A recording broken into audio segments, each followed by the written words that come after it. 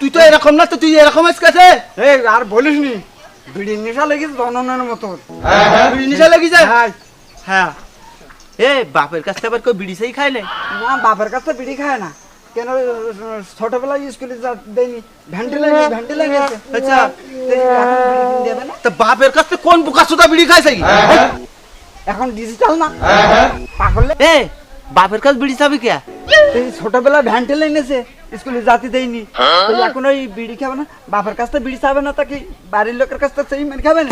ও তাই তো, তুই তো খুব বুদ্ধিমান রে। ও তোর আব্বাস এখন তাই তো যে আমি বড্ড চালাক।